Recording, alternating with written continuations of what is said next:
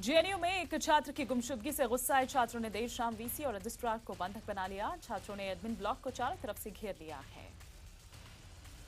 इमारत में प्रशासनिक अधिकारियों को बंद कर दिया गया है। इमारत में बंधक बने लोगों में वीसी, डीन ऑफ स्टूडेंट्स और रजिस्ट्रार शामिल हैं। देर रात से अब तक छात्रों ने अधिकारियों को बंधक बनाए हुए हैं और इधर पूरे घटनाक्रम में गृह मंत्री राजनाथ सिंह ने दिल्ली पुलिस से रिपोर्ट तलब कर ली है।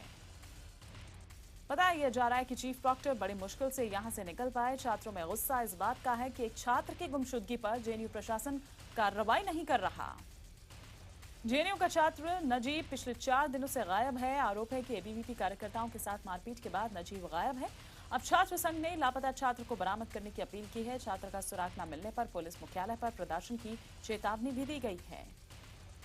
समाजवादी पार्टी में शुरू हुई कलह थमने का नाम नहीं ले रही है। यूपी के मुख्यमंत्री अखिलेश यादव अगले महीने से होने वाले पार्टी के रजत जयंती समारोह में शिरकत नहीं करेंगे। सीएम ने पिता और पार्टी अध्यक्ष मुलायम सिंह यादव को पत्र लिखकर कहा है कि वो 3 नवंबर से ही समाजवादी रथ यात्रा शुरू कर रहे हैं और ऐसे में रजत जयंती समारोह में शामिल नहीं हो पाएंगे। अखिलेश ने यह भी कहा कि समाजवादी विकास रथ यात्रा पहले 3 अक्टूबर से ही निकालने की योजना थी, लेकिन किन्हीं वजहों से ये यात्रा तब शुरू नहीं की जा सकी। अब सभी दल चुनाव प्रचार में जुट गए हैं। ऐसे में 3 नवंबर से वो भी विकास से विजय की ओर समाजवादी विकास रथ यात्रा प्रारंभ करने जा रहे हैं। गौरतलब है कि एसपी का रजत जयंती कार्यक्रम 5 नवंबर से शुरू हो रहा है। कहा यह जा रहा है कि सीएम के अलावा उनके करीबी माने जाने वाले वरिष्ठ नेता रामगोपाल यादव भी इस समारोह से किनारा कर सकते हैं। वहीं समाजवादी पार्टी नेता नावेद सिद्दीकी ने यह दावा किया है कि मुख्यमंत्री पार्टी के कार्यक्रम में जरूर मौजूद रहेंगे। इधर अखिलेश खेमे के युवा नेता और पार्टी के एमएलसी उदयवीर ने एक पत्र के जरिए आग में घी डालने का काम किया है। मुलायम को लिखी चिट्ठी में अखिलेश को पार्टी का राष्ट्रीय अध्यक्ष बनाने की मांग की गई है। उन्होंने शिवपाल का नाम तो नहीं लिया, लेकिन दावा किया कि अखिलेश के खिलाफ घर में ही साजिश हुई है और साजिश रचने वाले पार्टी के बड़े नेता हैं। खाद्य सुरक्षा कानून के तहत यूपी में बांटे गए राशन कार्ड और झोलों पर अखिलेश यादव की तस्वीर को लेकर विरोधी सवाल खड़े कर रहे हैं। हमले का जवाब देते हुए अखिलेश ने ये कहा है कि जब काम किया है तो प्रचार तो होना ही चाहिए और ये जरूरी है कि काम के साथ साथ लोग जाने कि काम कौन कर रहा है। बीजेपी सांसद सुब्रमण्यन स्वामी ने बीजेपी नेता विनय कटियार के सुर में लाया है। स्वामी ने कहा कि 2014 के घोषणा पत्र में राम मंदिर की बात कही गई थी तो उसे पूरा करना चाहिए। स्वामी ने यह कहकर सभी की धड़कनें तेज कर दी हैं कि इस मामले को लेकर वो सुप्रीम कोर्ट जाएंगे। वो चाहते हैं कि कोर्ट मंदिर मुद्दे पर केंद्र सरकार से उनका रुख पूछे। दिल्ली हाई कोर्ट ने अरविंद केजरीवाल को बड़ा झटका देते हुए आपराधिक मानहानि के मामले में बुधवार को उनकी याचिका को खारिज कर दिया। दरअसल डीडीसीए में भ्रष्टाचार का आरोप लगाते हुए अरविंद केजरीवाल और आम आदमी पार्टी के 5 नेताओं ने वित्त मंत्री अरुण जेटली पर गंभीर आरोप लगाए थे। इसके बाद अरुण जेटली ने सभी 6 नेताओं के खिलाफ दिल्ली हाईकोर्ट में सिविल और पटियाला हाउस कोर्ट में क्रिमिनल केस दायर किया था। अरविंद केजरीवाल ने दोनों मामले एक साथ चलने का हवाला देते हुए मजिस्ट्रेट कोर्ट में क्रिमिनल केस पर रोक लगाने की मांग की थी।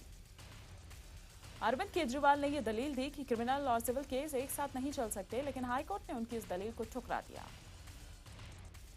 आम आदमी पार्टी के विधायक गुलाब सिंह यादव को 50,000 रुपए के मुचलके पर द्वारका कोर्ट से जमानत मिल गई। इससे पहले कोर्ट ने दिल्ली पुलिस को सूरत जाकर गुलाब सिंह को गिरफ्तार करने के लिए लताड़ भी लगाई थी और पुलिस को उनकी रिमांड देने से इनकार कर दिया था। राहुल गांधी के खिलाफ आपत्तिजनक कमेंट करने वाले विधायक आर.के. राय को पार्टी से सस्पेंड कर दिया गया है। इस कार्रवाई का हालांकि उन पर कोई असर नहीं हुआ। उन्होंने फिर से राहुल गांधी पर भद्दा कमेंट कर दिया और कहा कि वो गधे का घोड़ा नहीं कहेंगे, भले ही पार्टी से निकाल दिया जाए। बता दें कि आर.के. राय छत्तीसगढ़ की गुंडरदेही विधानसभा क्षेत्र से एमएलए हैं। वो लगातार राहुल गांधी के खिलाफ बयान और भद्दे कमेंट्स कर रहे थे। आर.के. राय को अजीत जोगी का सपोर्टर माना जाता है। अजीत ने इसी साल कांग्रेस छोड़कर अपनी अलग पार्टी बनाई है। राय अक्सर जोगी से मिलते रहते हैं। पश्चिम बंगाल के आसनसोल में केंद्रीय राज्य मंत्री बाबुल सुप्रियो के सामने जोरदार हंगामा हुआ। टीएमसी कार्यकर्ताओं ने उनके काफिले पर हमला बोल दिया। बताया जा रहा है कि पत्थरों से किए गए इस हमले में बाबुल सुप्रियो को चोटें भी आई हैं। बाबुल सुप्रियो ने इस घटना को राज्य के मंत्री मलय घटक के गुंडों की कायराना हरकत बताया। बताया जा रहा है कि बाबुल सुप्रियो बीजेपी कार्यकर्ताओं के साथ निकले थे, तभी वहां तृणमूल कांग्रेस के कार्यकर्ता आ गए। दोनों पार्टियों के कार्यकर्ताओं के बीच हुई इस झड़प में कई लोग घायल हो गए। मौके पर पहुंची पुलिस ने गुस्साई भीड़ को शांत कराया। बीजेपी का आरोप है कि तृणमूल कांग्रेस के कार्यकर्ता पूरे पश्चिम बंगाल में गुंडागर्दी कर रहे हैं। पश्चिम बंगाल के आसनसोल में तृणमूल कार्यकर्ताओं ने पुलिस की मौजूदगी में बीजेपी नेता की सरेआम पिटाई की। बीजेपी नेता सुब्रत मिश्रा गायों की तस्करी के खिलाफ प्रदर्शन करने पहुंचे ही थे कि टीएमसी कार्यकर्ताओं ने उन्हें घेर लिया। ममता सरकार सिंगूर में आज से किसानों को टाटा नैनो के लिए अधिग्रहित जमीन लौटाएगी। सुप्रीम कोर्ट ने इसके लिए 12 हफ्तों का वक्त दिया है। एनसीपी नेता अजीत पवार ने विलासराव देशमुख से बातचीत का हवाला देते हुए खुलासा किया कि 1999 में विधायकों की खरीद फरोख्त हुई थी। फडणवीस सरकार ने मुंबई को वाईफाई सुविधा देने के लिए 194 करोड़ रुपए की मंजूरी दे दी है। या मुंबई में 1200 वाईफाई हॉटस्पॉट लगने हैं। चुनाव सुधार की प्रधानमंत्री नरेंद्र मोदी की 2 विशेष पहल में से एक पर मुख्य चुनाव आयुक्त ने सहमति जताई है, लेकिन दूसरे प्रस्ताव के लिए ये कहा है कि वो व्यावहारिक नहीं है। मुख्य चुनाव आयुक्त नसीम जैदी ने यह कहा है कि भारत में अनिवार्य मतदान की व्यवस्था लागू करना व्यावहारिक नहीं है, लेकिन अगर पार्टियां सहमत हो तो लोकसभा और विधानसभा के चुनाव एक साथ हो सकते हैं। चेन्नई के अस्पताल में भर्ती मुख्यमंत्री जयललिता के समर्थकों ने उनके जल्द ठीक होने के लिए खास प्रार्थना की। जयललिता की गैर मौजूदगी में उनकी फोटो रखकर तमिलनाडु कैबिनेट की बैठक हुई। कार्यवाहक मुख्यमंत्री ओ पनीरसेल्वम मुख्यमंत्री की कुर्सी पर नहीं बैठे। मलयालम फिल्मों के सुपरस्टार और राज्यसभा से सांसद सुरेश गोपी बुधवार को औपचारिक तौर पर बीजेपी में शामिल हो गए। बर्ड फ्लू की आशंका के बाद दिल्ली का चिड़ियाघर आम लोगों के लिए 4 दिनों के लिए बंद कर दिया गया है। दरअसल चिड़ियाघर में 9 पक्षी मरे हुए पाए गए थे। इनमें से कुछ में H5 इन्फ्लुएंजा वायरस जो है वो पॉजिटिव पाए गए। इसके बाद प्रशासन ने एहतियातन चिड़ियाघर को अस्थायी रूप से बंद कर दिया। बताया जा रहा है कि बर्ड फ्लू की दहशत 14 और 15 अक्टूबर को तब शुरू हुई जब चिड़ियाघर में अचानक 9 प्रवासी पक्षियों की मौत हो गई। मरने वाले पक्षियों के सैंपल जांच के लिए जालंधर और भोपाल की लैब्स में भेज दिए गए हैं। रिपोर्ट में मौत की वजह H5N1 एवियन इन्फ्लुएंजा वायरस यानी बर्ड फ्लू बताई गई। बर्ड फ्लू से मरने वाले पक्षियों में पेंटेड जो स्टॉक है, पेलिकन और बतख शामिल हैं। बीमारी की खबर मिलते ही चिड़ियाघर के पूरे स्टाफ को बर्ड फ्लू का टीका लगाया गया।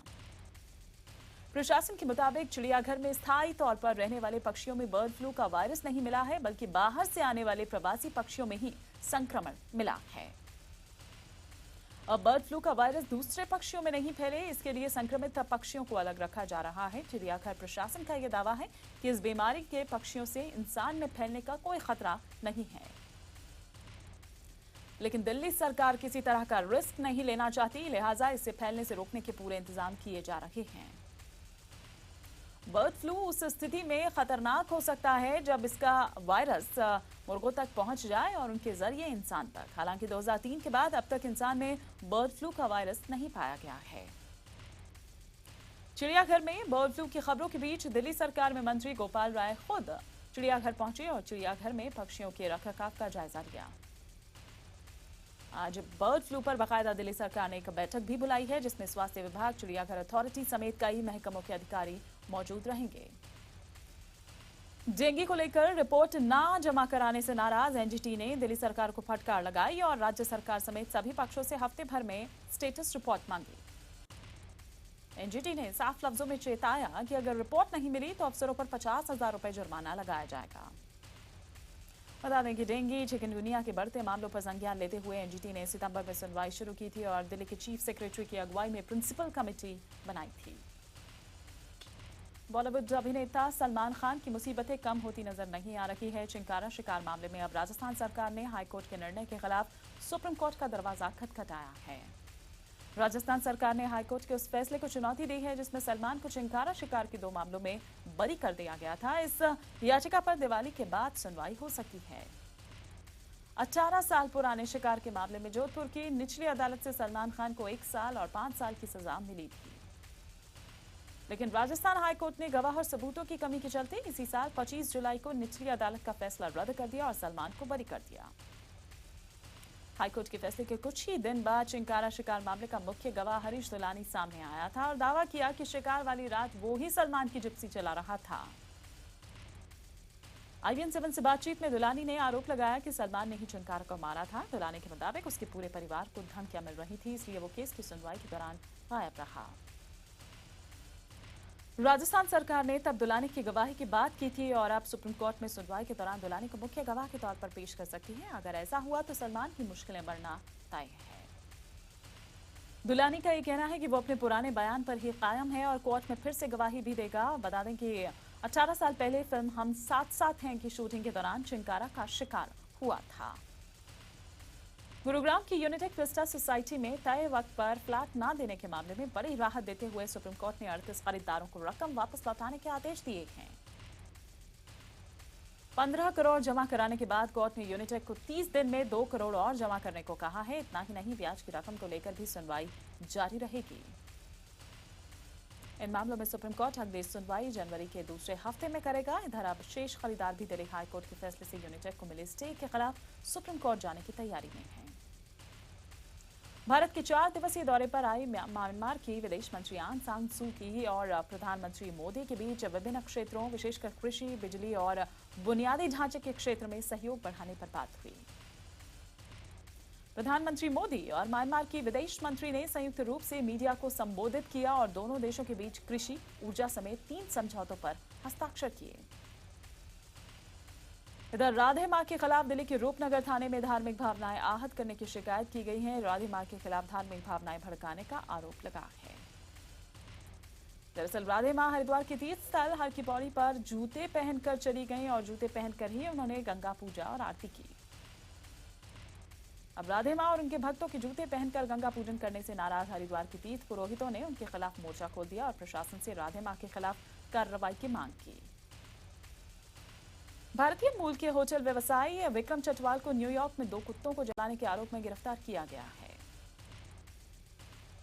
आरोपों के मुताबिक विक्रम चटवाल के घर के बाहर कुत्तों को टहला रही एक महिला से उनकी बहस हो गई, जिसके बाद विक्रम ने जेब से लाइटर निकाला और दोनों कुत्तों को जलाने की कोशिश की।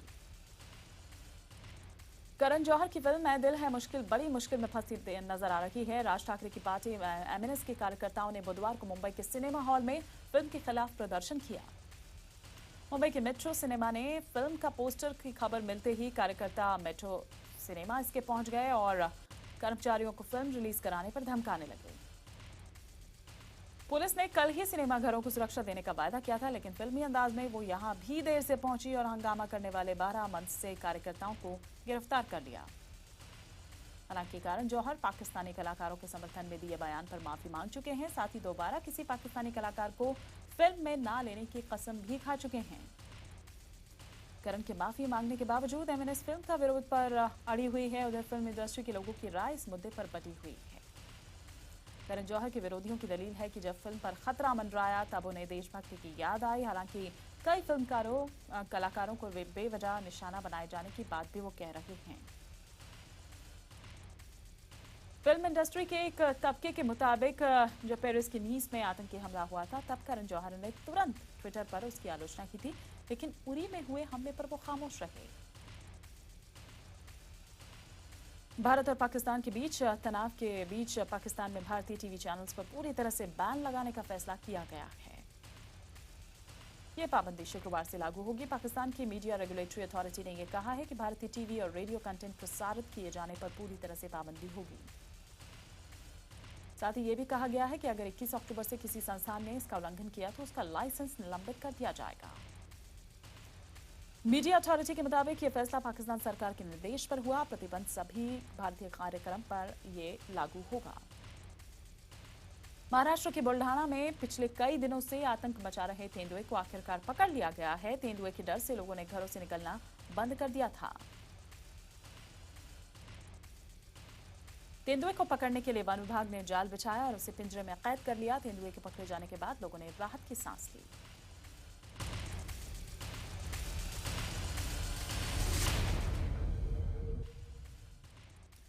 दिल्ली के अंबेडकर नगर में 20 रुपए के लिए युवक की चाकू मारकर हत्या का मामला सामने आया है। बताया जा रहा है कि एक नशेड़ी को 20 रुपए नहीं देने पर उसने युवक को चाकू मार दिया। जम्मू कश्मीर में आतंकियों की एक नई खेप वीडियो के जरिए सामने आई है। हिजबुल मुजाहिदीन आतंकी संगठन ने एक वीडियो जारी किया है। इसमें कुल 12 आतंकवादी नजर आ रहे हैं। चंडीगढ़ के पास 3 हथियारबंद बदमाशों ने शराब के ठेके में लूट की वारदात को अंजाम दिया। लूट की पूरी वारदात ठेके में लगे सीसीटीवी कैमरा में कैद हो गई।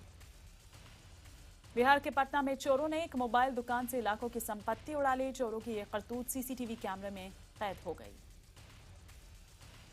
मथुरा में करवा चौथ के दिन दो सगे भाइयों के ससुराल में गांव वालों ने पीट पीट कर हत्या कर दी। दोनों भाइयों पर पत्नियों के दहेज के लिए मारने पीटने का आरोप है। मुंबई पुलिस ने कांदिवली से 2 युवकों को गैर कानूनी तरीके से ड्रोन कैमरे के इस्तेमाल के आरोप में हिरासत में लिया है।